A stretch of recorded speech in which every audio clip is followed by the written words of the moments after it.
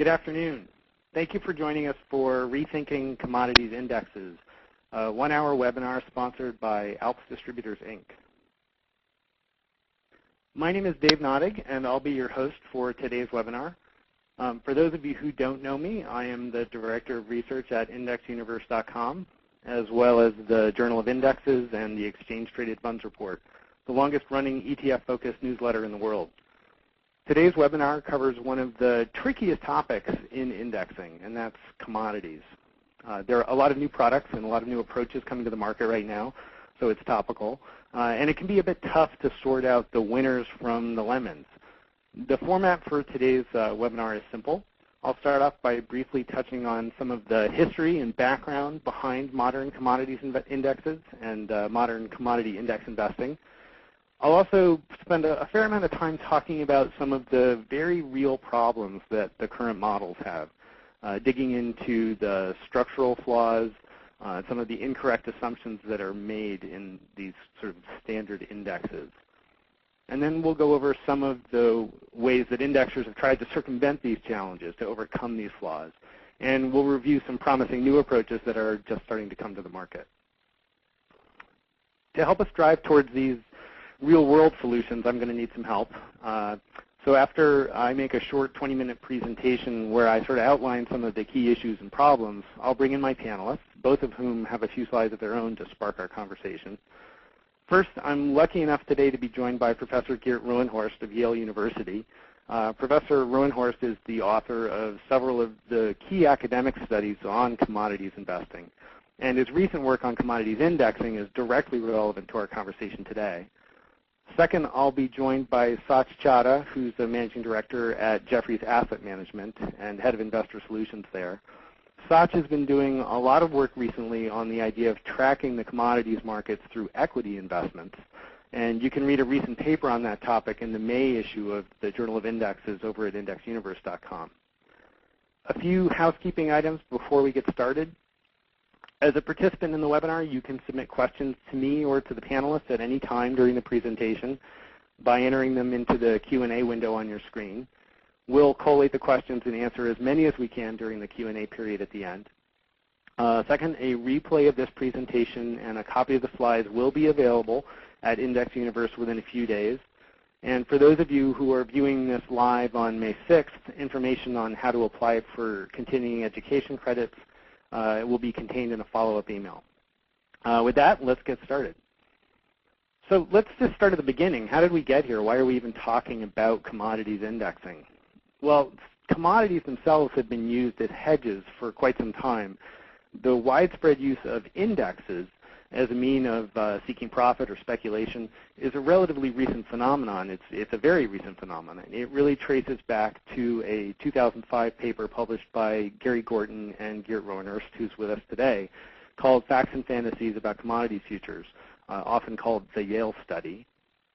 In the paper, Gorton and Roenhorst imagined an equally weighted index tracking the monthly returns of 36 different front-month commodity futures. And over a period of 1959 to 2004, their theoretical index saw a return of a little over 11%, and the S&P, on the other hand, returned only 10.5%. And that's what led to the quote that's on the screen, that in addition to offering high returns, the historical risk of investment commodity futures is relatively low. And that's kind of magic words for a large institution. And that would have been enough on its own. But the study also pointed out that their hypothetical commodities index actually demonstrated negative correlations to both stocks and bonds, while showing a positive correlation to inflation. So this seemed like secret sauce for a lot of investors. That paper and its follow-ups kicked off what has been the modern commodity index investing boom, which has really lasted to this day. This chart shows the Goldman Sachs Commodities Index in the blue line, and that's probably the most watched commodities index. It's probably the closest equivalent to the Dow or the S&P in the commodity space. And that index was actually started in 1991, but effectively nobody invested in it until the middle of the decade. That's when assets actually managed against this index really picked up. And it's important to note that Gorton and Roenhorst really looked at a pretty narrow type of index, very broad-based, but completely passive and long only. And so when investors started to pour their money into this space, And when issuers began to launch products tied to these types of indexes, they tended to follow that same model, which had the academic justification behind it. And today there are dozens of different indexes, but really 4 major ones that continue to dominate the space.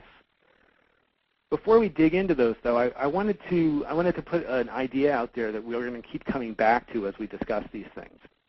And they're really the 2 core problems of commodities indexing.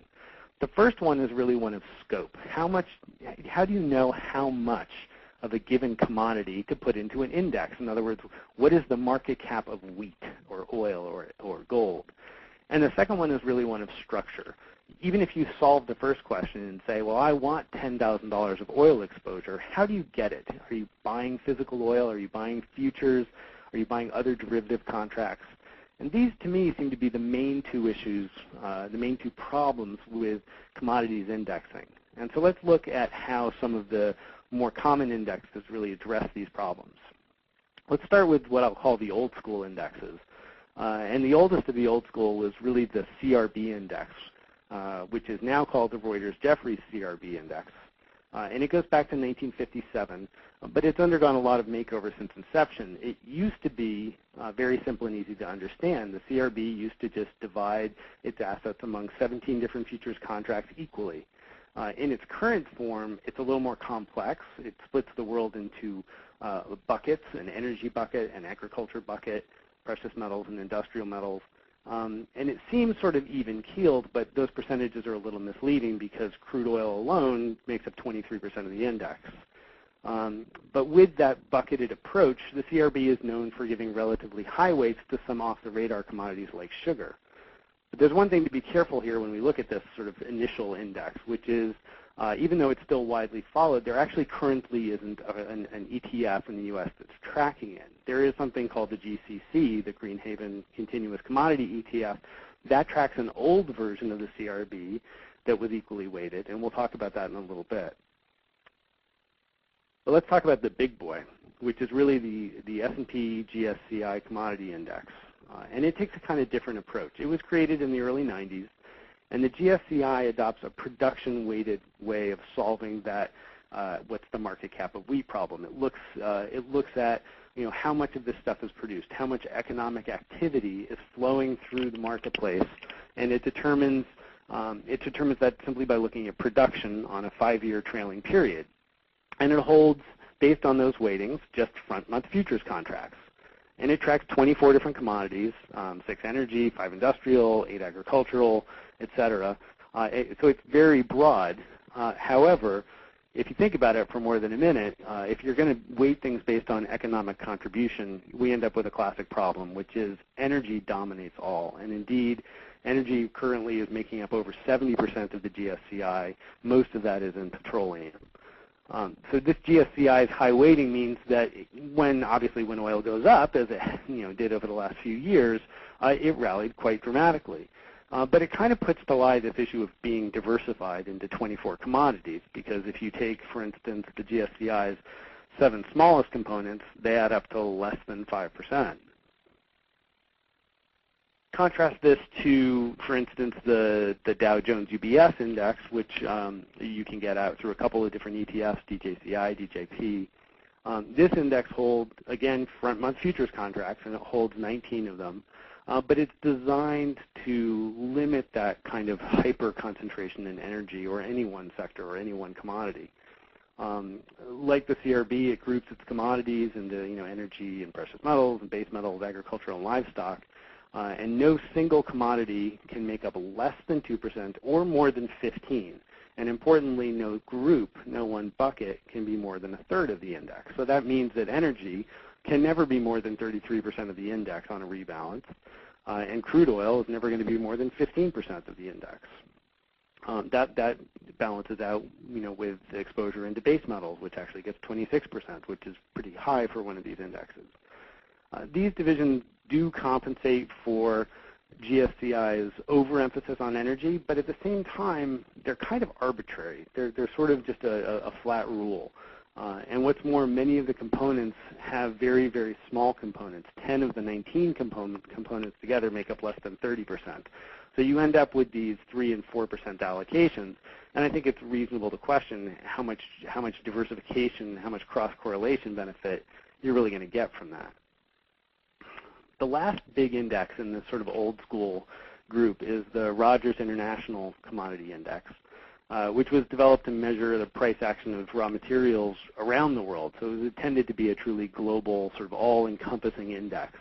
It is definitely the most diversified. It tracks 37 commodities on 13 exchanges in 5 countries and includes commodities you simply don't even hear about anywhere else, like rubber and greasy wool. And the way Rogers calculates how much weight to put into greasy wool is based on consumption, which is similar to looking at production, but not identical. The other thing that's unique about Rogers is that in the pursuit of continuity, the index lineup is rarely touched. The weights are adjusted just once a year, and really only in extreme circumstances are there major changes in the index. That actually provides a stable framework and one that they actually use as a selling point. But it can mean that RICI can hold on to commodities with low trading volumes or high liquidity, perhaps longer than they might. What's more, with such obscure commodities included in RICI, there could be liquidity concerns just trying to replicate this index. I mean, greasy wool is no West Texas crude out in the marketplace. So let's dig into some of the flaws in these classic commodities indexes. None of these are perfect, and I touched on some of the issues. The first flaw is really the overweighting one. That's the most obvious one. GSCI is probably the most egregious with its disproportionate allocation to energy, but all of the indexes have quirks in that direction. RICI and CRB, both allocate more than a fifth of their portfolios to West Texas crude alone. And even though the Dow JonesUBS isn't as top-heavy in oil, a majority of the components still have very, very small weights. And regardless of whether you think one portfolio is over or underweight, the variance means that you can't just say, I'm buying a commodity index fund, the same way you might say I'm buying a large cap equity fund. 2 large cap U.S. equity funds are over time going to have very similar performance. However, the GSCI and the GJB, for instance, can vary by more than 10% over 1 year. A related problem comes with rebalancing. Although the CRB rebalances monthly, the UBS and GSCI only rebalance once a year, and the RICI can go much, much longer. So while low turnover is often a very good thing, it can mean that these indexes are stuck allocating to lower performing assets or letting winners run perhaps longer than they might otherwise. And besides, the broad-based indexes leave out some important commodities that investors are interested in.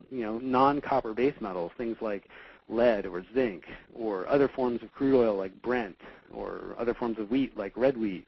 And because these indexes tend to focus very strictly on liquidity and average trading volume in the underlying futures contracts, they can often overlook compelling assets that might have more interesting patterns of return. The second big problem is really one of structure. All of these indexes only invest in the nearest month futures contracts, or the nearest month futures contract. And as a result, they have to roll their positions forward as frequently as every month. And that high turnover means high trading costs. Compounding the issue, though, we've recently been in a period of steep contango in almost all commodities. And contango, just to be a little 101, contango is when the futures contract that you need to buy is more expensive than the one that you currently hold. So you're effectively selling low and buying high. For some commodities, this state of contango is effectively perpetual, commodities like gold and silver. But in others, it's more variable, and it can go either way, and it can be quite costly. And in the case of some energy commodities, the steepness of the contango can cost you 10 or 20 or 30% a year. Now, I'd point out that this goes both ways. You can get into periods where this works in your favor when commodities are in backwardation. But the recent experience for many investors has been pretty painful. For instance, this chart shows the real performance of a front month natural gas index, represented here by the red line, which I'm using the ETF UNG as a proxy, with the actual spot price of natural gas since last March. Since last May, and what you'll see here is that the actual spot price of natural gas, the blue line, is up. Not much, but it's up a little bit. But UNG investors have lost nearly 50% of their money purely because of contango. And then the last big problem with index construction is one of assumptions.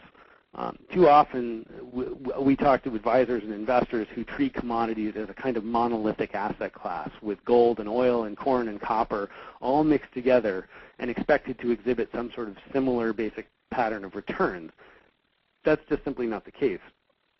Commodity behavior is far more complicated, and individual commodities are often intercorrelated in very complex ways. For instance, a boost in oil supply can have an impact on the supply picture for natural gas, and those together could mean lower demand for coal. Or a rise in corn prices can mean less planting in wheat and soybeans, and of course that affects the fundamentals of all three. But equating the way that corn relates to wheat with the say that oil relates to wheat is somewhat arbitrary at best. Further, there are some well-understood seasonal patterns in many commodities that simply aren't incorporated here. For instance, natural gas tends to get more expensive as we head into the cold months in the Northeast. And few of these indexes attempt to capture these types of issues. So what do you do about these three problems? Well, I mean, it sounds like you could just build a better basket and that would be easy, but it's a little easier said than done. One of the core strategies to overcome some of the structural challenges is to simply implement an across-the-curve strategy or an across-the-curve basket. And that means instead of just pouring all your assets into the nearest front-month contract, you spread the exposure over several months and average those contracts together. That way, when you need to roll the position, you're only rolling a small portion of the portfolio rather than the entire thing, and you're investing further out on the curve. And averaging the contracts over different maturities also achieves something else, which is that it smooths out volatility, since the index as a whole can't be pushed around quite so much by one individual contract month that gets haywire. And that also has the effect of tending to minimize the impact of contango and backwardation, as contango and backwardation tend to be heaviest in the front month contract. For an example of this, we can look at the same ETF I just looked at, UNG, versus its sister fund, UNL, which simply averages out over 12 months of natural gas futures instead of looking at the front month. The returns for both are down. You can't run away from contango completely in the futures market. But UNL has only dropped 24% year to date versus 31% for UNG. And the only difference between these two funds is one's tracking the front month index and the other's tracking a 12-month index. But that's just a single commodity example, and you can certainly roll this out across other commodities. Let's look at some of the alternatives here. So this is the UBS, this is the mouthful, UBS Bloomberg Constant Maturity Commodity Benchmark Index. We'll just call it the CMCI for short, which you can get through the ETF UCI. It's composed of 26 contracts in the usual categories, energy, precious metals, industrials, livestock, ags. But rather than just buying the front month, it spreads its positions out over the next 3 months, 6 months, 1 year, 2 year, and 3 year tranches. So it looks way out into the future and divides its exposure. And it does that in a continuously rolling process, which means that every day the index is out in the market rolling some of its contracts into further dated ones. And the idea is to provide more continuous exposure and a better balance of that forward behavior and prices. It also uses a weighting scheme to get more diversification based on economic factors and consumption, and it caps any one component at 20%.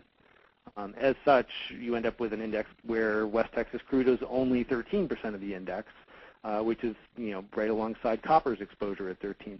So it's diversified both in time and in assets. Another index takes this one step further, which is the Thomson Reuters Jeffries Equally Weighted Continuous Commodity Index, or CCI. This is actually the old CRB we talked about before. Aside from using equal weighting, it also averages its contracts from 2 to 6 months out the curve, so it tends to mitigate contango in that way as well. So in addition to attacking the structural problem, it also tackles this issue of overweighting energy. And it leads to pretty dramatically different weightings in each commodity than its sister index, the CRB. So for instance, the CCI places a much higher emphasis on grown commodities, agriculturals and softs, both of which make up about 30% of the index, so 60% overall for things coming out of the ground because you put them there on purpose, versus energy, which only gets an 18% share. But the issue is equal weighting is in many ways just another arbitrary mechanism. You know, are you capping your exposure to oil based on some fundamental reason, or are you simply trying to be fair based on, you know, essentially a schoolyard rule about who's going to do what when? What's more, you still end up with the non-correlation problem. In fact, it's even made worse. At least with the other indexes, there's some sense that the economic relevance is what's driving your weighting. In an equally weighted system, orange juice and cocoa are kind of just assumed to be as important to your portfolio and as valuable as a diversifier as oil and gold, which may or may not be true. In addition, neither CMCI or CCI take into account what happens when the markets aren't in contango, when the markets are backwardated, which means that the further out the contracts are, the further out contracts are less expensive than the near ones. And these fixed indexes will underperform in a market where you have backwardation, which, you know, isn't impossible. The last little index I want to look at here is the Deutsche Bank Liquid Commodity Index.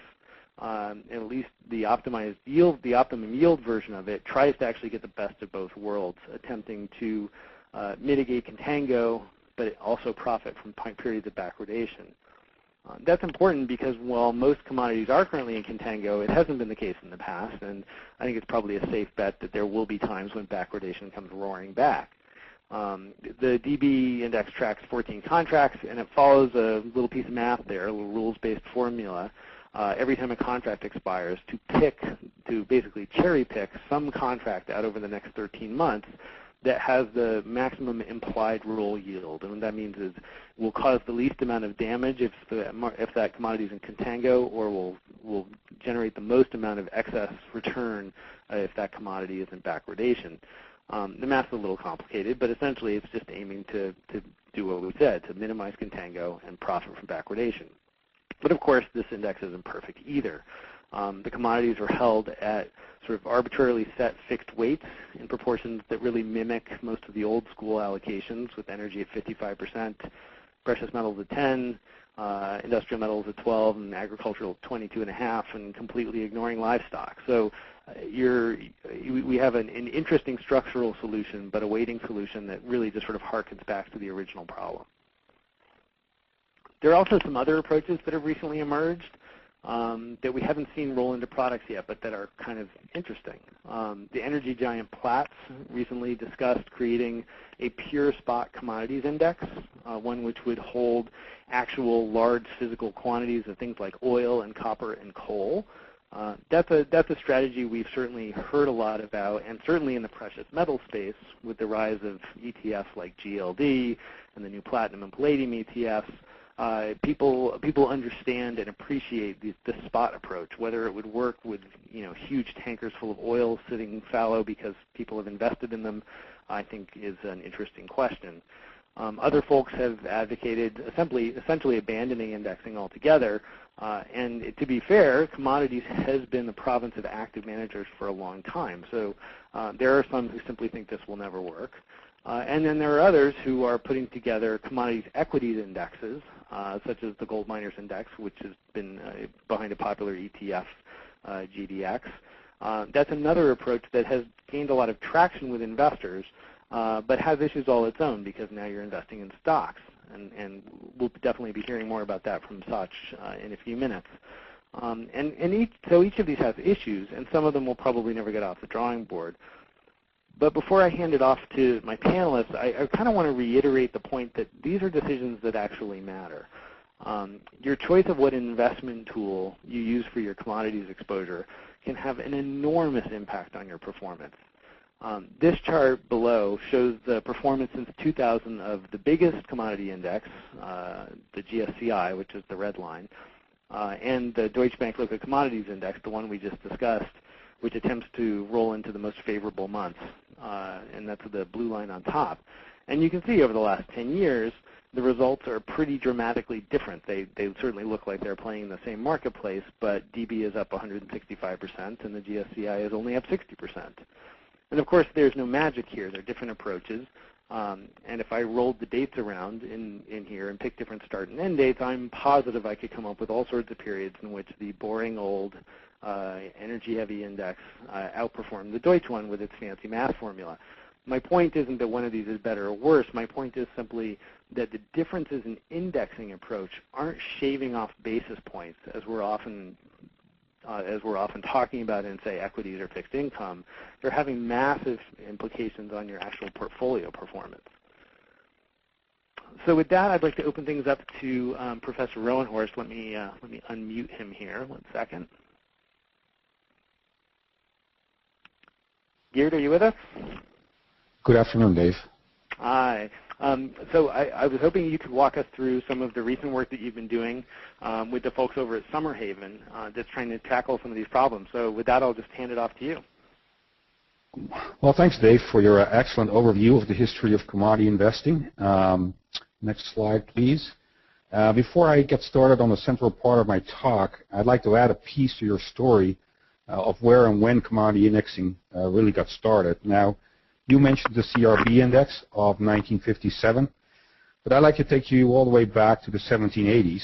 And the 1780s was a time of crisis in the U.S. It was called the Revolutionary War, but it was also a time of fiscal crisis. And the war had left the country with large budget deficits and, as a consequence, rampant inflation. And soldiers, fighting in the war, worried about the purchasing power of their pay. So one solution invented by the states of Massachusetts Bay was to pay soldiers by giving them bonds. And these bonds were linked to a price index of commodities, which, as you can see from the text, included bushels of corn, pounds of beef, sheep's wool, and sole leather. So that was a crude approximation to the CPI index of 1780. And as far as I know, this is the first inflation-indexed bonds. So origins of commodity indexing stem in part, from the old view that commodities can provide a hedge against inflation. But let me turn to the present time, and you gave a very comprehensive view, Dave, of the current state of commodity indexing, and I'm not going to try to improve on your summary.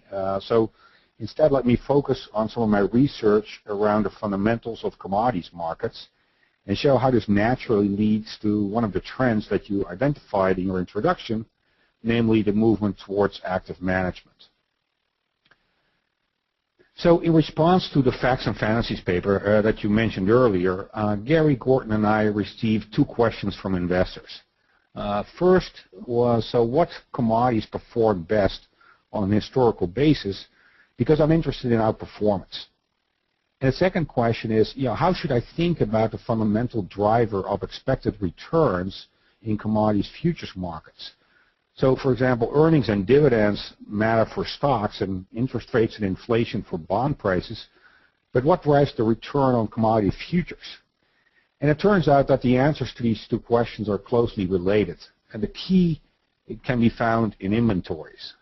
So there's 2 parts to the answer. So first I want you to think of commodity futures markets as insurance markets. So this is the traditional view, which goes all the way back to John Maynard Keynes, and it's namely that futures markets allow commodity producers to lock in prices. So producers are typically net short in the futures markets, and they're effectively purchasing insurance against price risk from investors who are net long. So in this insurance view, the premium paid to investors ought to be high when the amount of price risk or volatility to insurers is high, which leads me to the second point, which is the importance of inventories. And inventories help to lower price risk. Inventories are sometimes called buffer stocks because they help to absorb unexpected shocks to demand and supply, and therefore lower price volatility. When inventories are high, the market can easily absorb shocks without having to adjust prices because there's always enough stuff around to deliver out of inventories. However, when inventories are low, this buffer function stops working and prices need to adjust in response to shocks. So in other words, when inventories are low, price risk goes up. So let's put these pieces together. Commodity futures act as insurance contracts against price risk, and risk goes up when inventories are low. So it seems logical, therefore, that the insurance premium that's required by investors can be expected to increase when inventories are low. Now, I didn't make this up. This is also called, the theory of storage.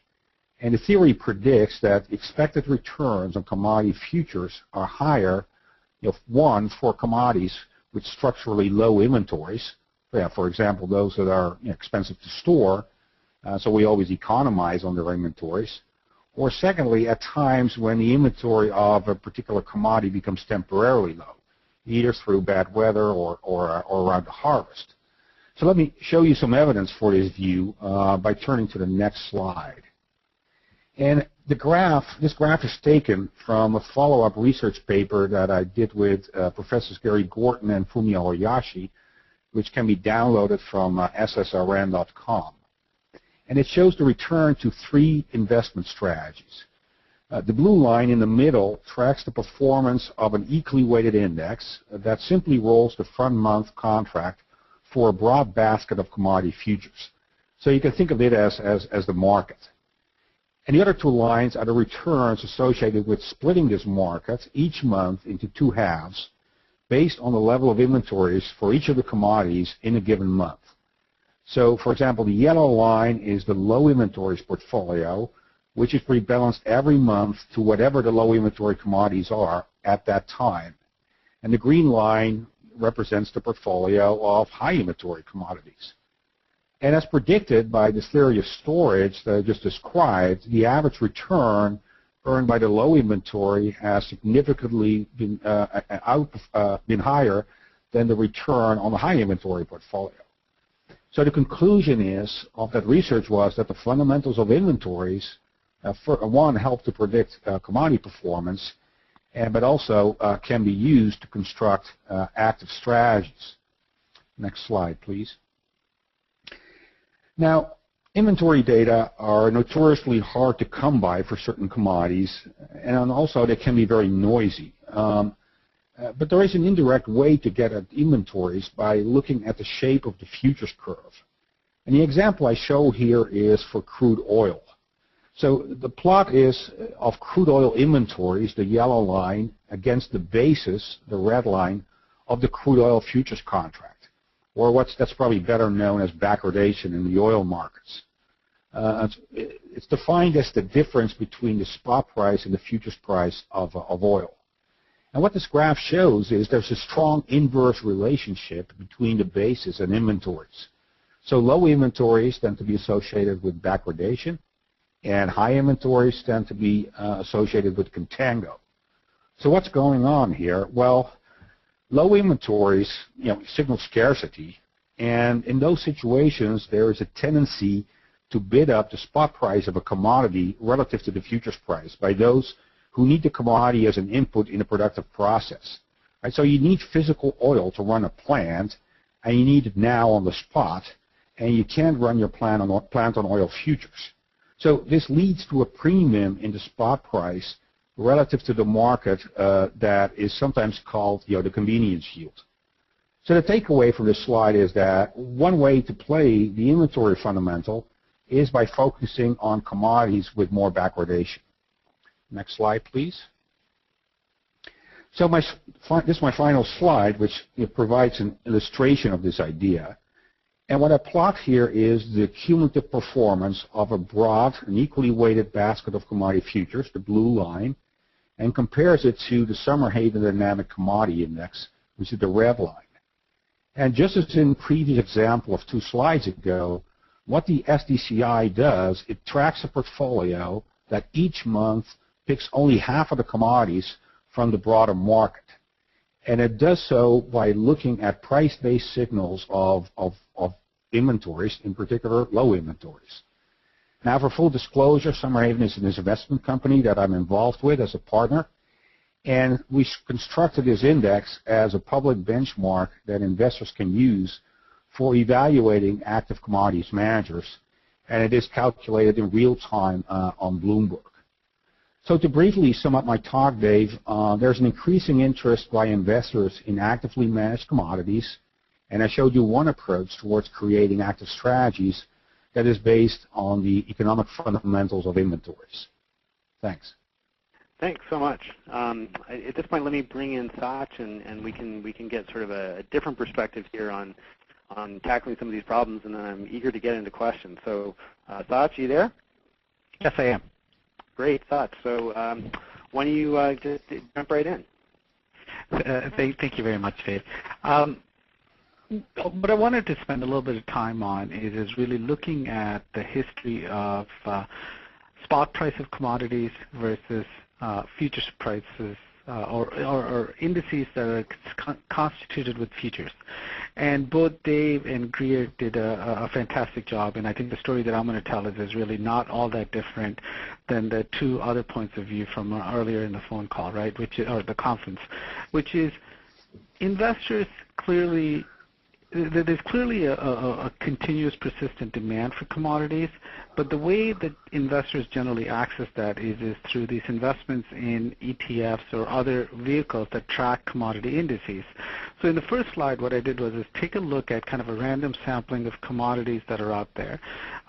Sugar, gold, copper, corn, gasoline, and so on. And what you'll see is that over the last 5 years, from year-end 2004 through year-end 2009, all of the spot prices of commodities really have had a very strong performance, right? So sugar was up 162% over that 5-year period, gold 150%, and so on. And as a result of that, the spot index for the Dow JonesUBS spot index was up about 13.5%.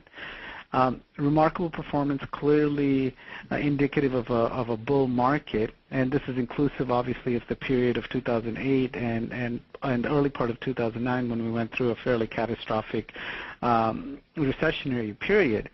But if you compare that to the analogous Dow JonesUBS commodity index, which is really constituted by the futures, the front-month futures contracts, what you'll notice is that that index during that same time period was actually down by about 1% per annum, or 90 basis points per annum. And then the S&P similarly was down about 1.65% per annum during the same period.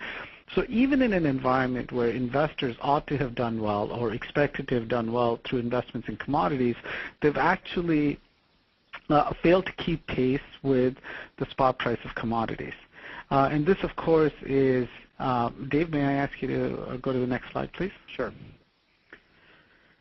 This, of course, is the result of what has become part of the common parlance in commodities investing is this contango, right? This effect that, again, all of us have alluded to in having to roll futures contracts forward. So as in a commodity index that's constituted by front-month contracts, what happens is as that futures contract expires, the index has to replace that with a future or a longer-dated maturity futures contract. And in doing that, what happens is that you incur a cost in rolling that, and that cost is called contango. And so during the last 10-year period, what this chart shows is the relative cost or benefit if it turns out the futures is actually is trading at a lower cost that's associated with rolling these contracts. And what you'll notice is during most of the decade, the most recent decade, futures contracts have traded in backwardation, except for two events, right? One is during the crisis immediately after the 9/11 event, and then the second period of backwardation is immediately after the Gulf War. And this is an environment where supplies tend to be disrupted, and as Greer had just mentioned, where inventories become very minimal, and in those environments, people tend to seek out opportunities for immediate investments in both spot and front-month futures contracts, and contracts tend to move into backwardation. But during the remainder of the period, in the last 10 years in any case, has been in a period of contango. And what that means is that investors are not realizing or realizing the returns that they would have expected in investing in commodities. And not realizing the benefits as a result of that as well. And that cost of contango is expressed really in that price difference between the spot price of commodities and the futures price of commodities. And in the case of the Dow JonesUBS index, that amounted to about roughly 15% per annum over the last 5 years. Next slide, please, Dave. Thank you. And so what we did was we tried to look at and take a step back at how investors should be thinking about investing in commodities. And what we did was we looked at a very select pool of commodity equities, compared that to the price performance of the spot price of commodities as well as the futures price of commodities. And what we identify is that commodity equities, so these are companies that are oil producers or gold miners or agriculture companies such as Monsanto and ADM and so on, they've actually performed very much closer to the spot price of commodities than as an aggregate pool of investments than the futures price of commodities. What you'll notice on the chart is that the two yellow lines, the top line representing the spot commodities and the bottom line representing the Dow JonesUBS commodity index or commodity futures, they move very much in tandem, but there's a slippage that develops over time. And so the correlation between those two is nearly perfect, but the tracking error that's realized over time is fairly significant. And so this led us to thinking about how we want to approach commodity investing, and what are some of the best ways for us to create products around these thoughts. And we really wanted to have the commodity equities as part of that mix. Dave, if I could ask you to maybe flip to the next page as well. And so we constructed a very simple portfolio that was really equal to 50% in commodity equities and 50% in commodity futures, and compared the performance of the spot price of commodities. And what comes out, the result of that is something pretty remarkable, which is you end up having something that tracks very close to the price of the commodity spot prices, which is ultimately, what we believe what investors are seeking, but for a variety of reasons, it's very difficult to invest in a majority of the commodities that are out there. And so we created an index that reflects the commodity equity component that captures this space. Dave, may I ask you to go to the next slide?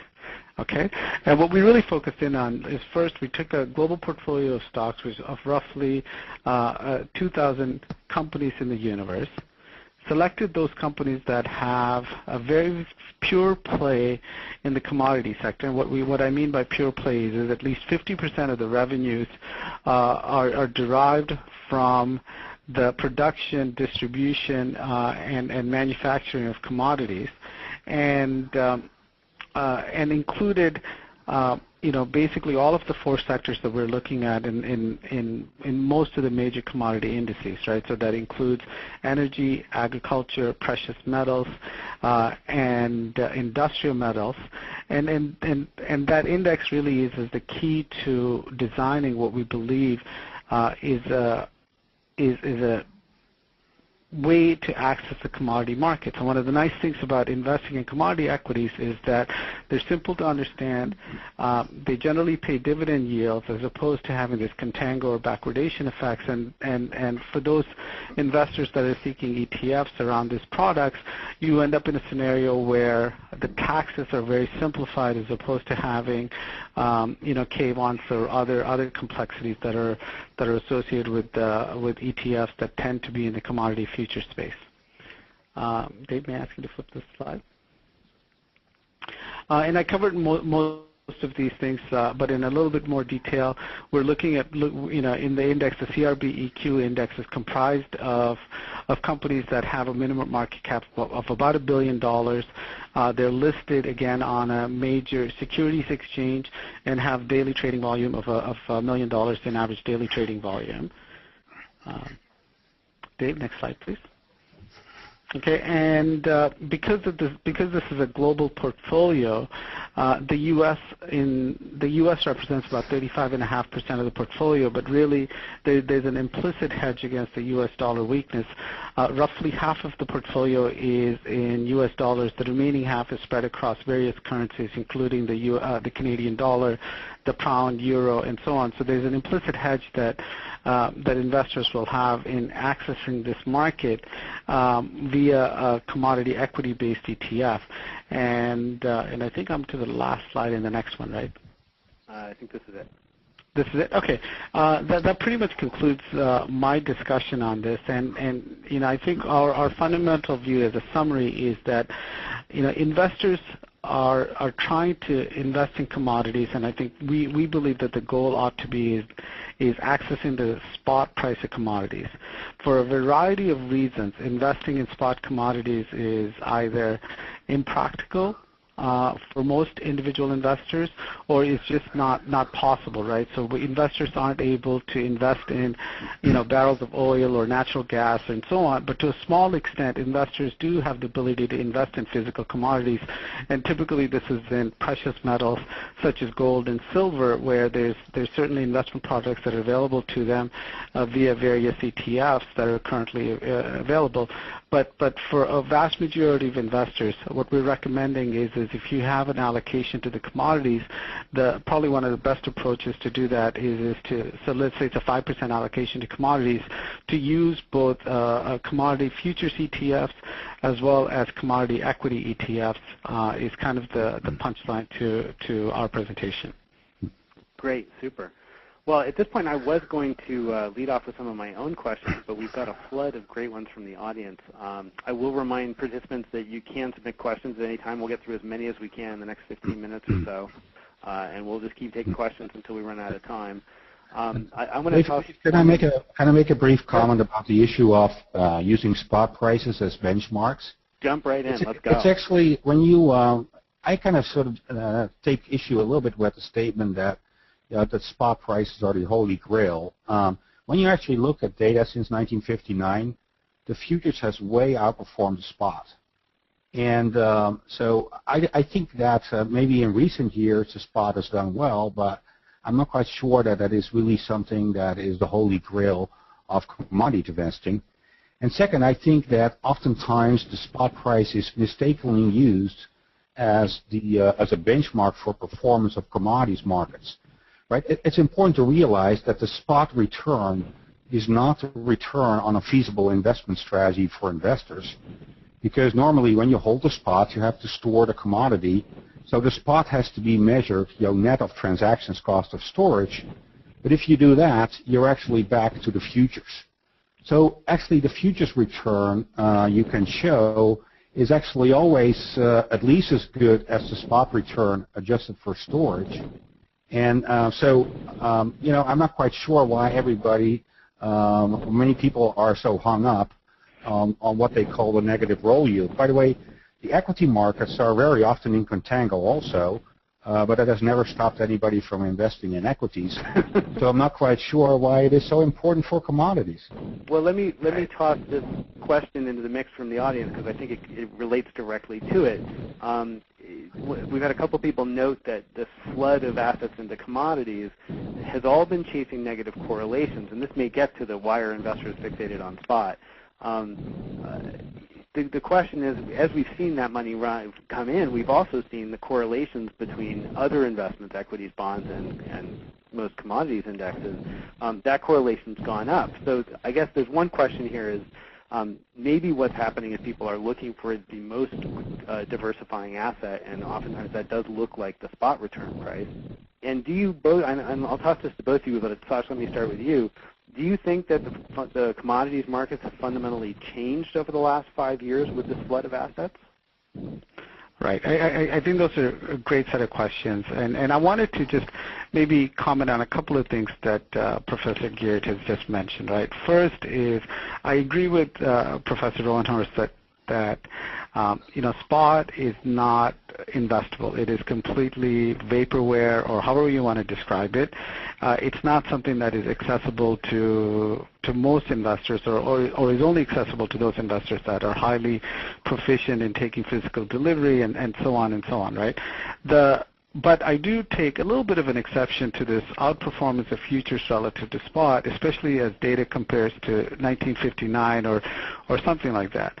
The fact is the futures markets really have not, haven't developed since the 70s, and the energy futures markets didn't even develop till the 80s. So any comparison that goes back beyond that is to me somewhat suspect, because the data just isn't, for a number of reasons, the data is, the validity of the that data is questionable, and more importantly, futures on energy contracts didn't exist till the 80s. But to address the point about correlations, and I have a couple of thoughts on this, right? And where I think this really is, from a practical investor perspective, why this is incredibly misleading. And one of them is a very simple example. So imagine that you have a stock that moves up 1% every single day, and then similarly you have another stock that moves up 2% every single day. In that scenario, right, the correlations would be 100%. Now, clearly, most investors are going to want the stock that moves up 2% every day as opposed to the 1%. But so much of the studies and so much of the data that comes out is based on correlation, Sharpe ratios, and so on. It completely is misleading in terms of how to diversify your portfolios because the way that the math works as it's associated with correlation. So in other words, if I take a look at a spot price index and compare that to the correlation with my S&P 500 portfolio, or if I take the correlations of a futures price index and compare that just to a very simple portfolio of S&P 500, it would appear that both the spot and the futures price indices are going to give me the same type of mitigation in risk and improvement in returns, theoretically. But the reality is the spot price outperformed the futures indices by about 15% in the last year. And so from a practical perspective, the investors that have invested in futures indices, because that's really the only thing that was available to them, they haven't realized the benefits of the real investing in commodities, which they were hoping to as they started that whole process, right? And if I could just add one more sentence, Professor Owenhurst, I'll give it to you, which is, so the correlations have clearly over the past few years are different than they were from a longer-term perspective in terms of the correlations between broad equity markets and broad futures markets. But I think over the long run, the commodities and the demand and supply cycles for commodities are very different than those of equities. I'd like to maybe add two things to that, Sarge. So I think on the issue of the correlations, I do think that correlations between commodities and equities actually recently have been high.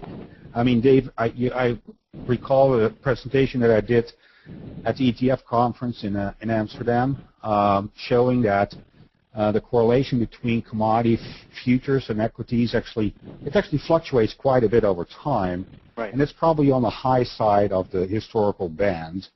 But the correlations with bonds actually are not very high. So correlations with equities shot up during the crisis when everybody took risk off the table, but it actually something that has not happened with bonds. So in some sense, the diversification of commodities has to be not only put in light with the correlation with equities, but in its broader set. And I think they're probably a bit high, but I recall that the 3-year moving average correlation of monthly returns with the S&P is roughly around 0.6 of an equally weighted index. And if you compare that to other diversification opportunities, such as buying international equities, I mean, these correlations are much higher. So the relative benefits of commodities investing, I think, are still there. Right. I would think so. Sach, I have a bit of a challenging question for you from the audience as well.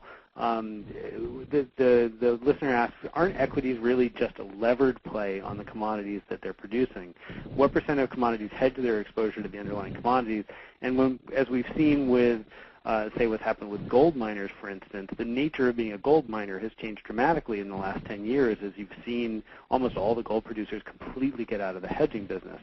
Do you worry that the participation of those equity companies changes in the hedging business, in the futures market, changes the nature of the kind of index you're trying to create?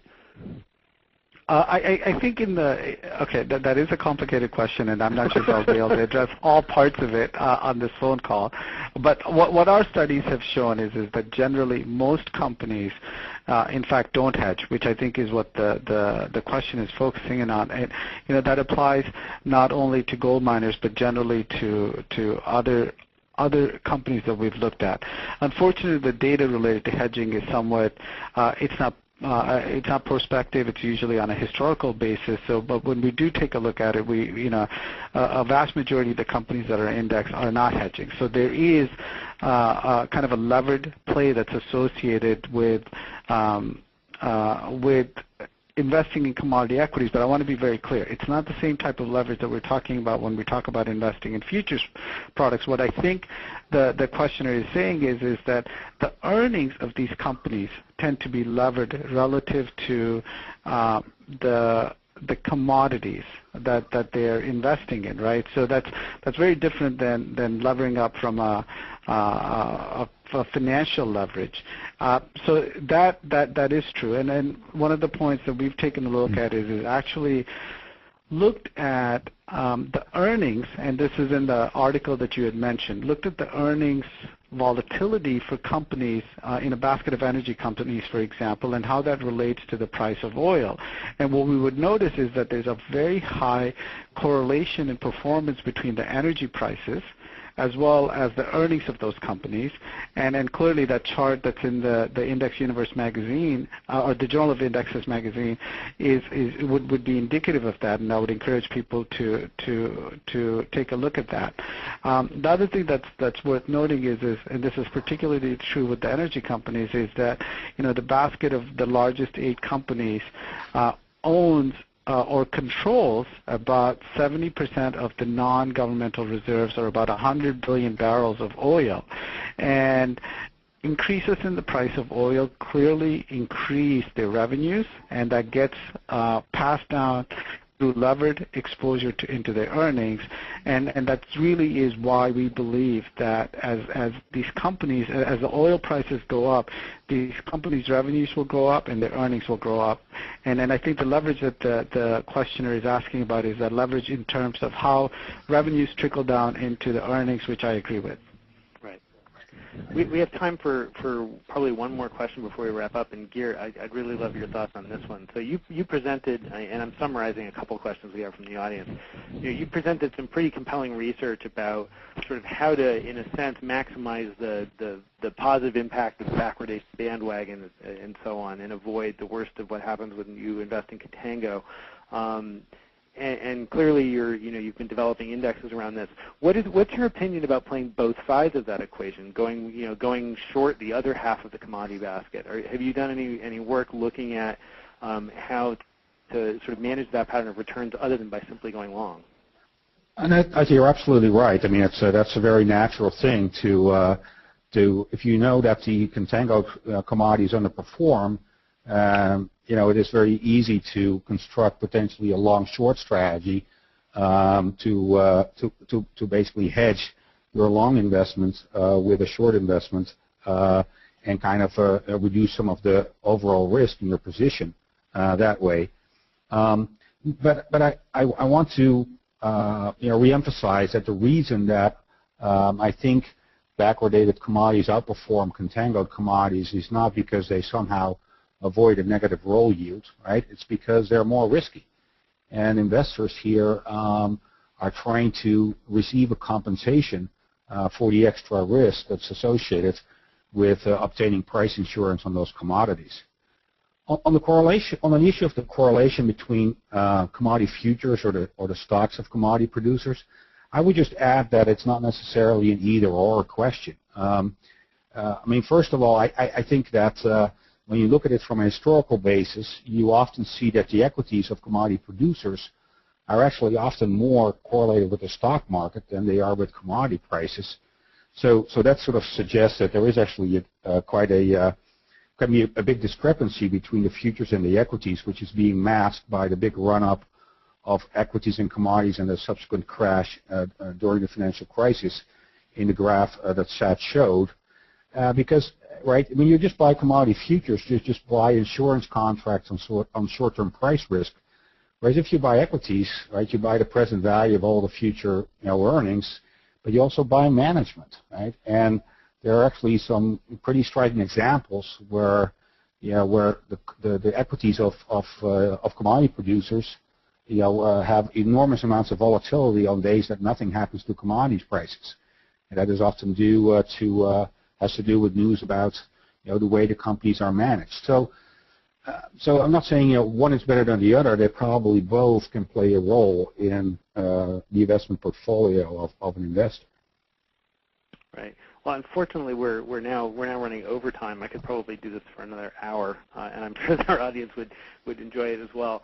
I'd like to thank both of you for joining us today and for ALPS for sponsoring. This has been one of the most entertaining webinars we've done to date. For more information on some of the issues we've been discussing, you can check out more educational materials at indexuniverse.com, including a data tool to help you sort through products and the like. If you're interested in looking for any of Professor Roanhorse's research, the easiest way to find that is either at the address on the slide, or you can simply search for his name at SSRN, which is the Social Sciences Research Network. For those of you eligible for continuing education credits, if you've been attending this live, an email will go out to you in the next few days with the information you need to apply for credits. We'll also be sending out a link for a quick survey on this webinar, and we certainly appreciate any feedback you might have as we continue with the webinar series. We take that very seriously. And last, if you're in New York in November, I hope you'll join us, and perhaps we'll have Geert and Saj down there as well for the 3rd Annual Inside Commodities Conference down at the New York Stock Exchange. Thank you very much for joining us. We'll see you soon. Thank you, Dave. Bye-bye.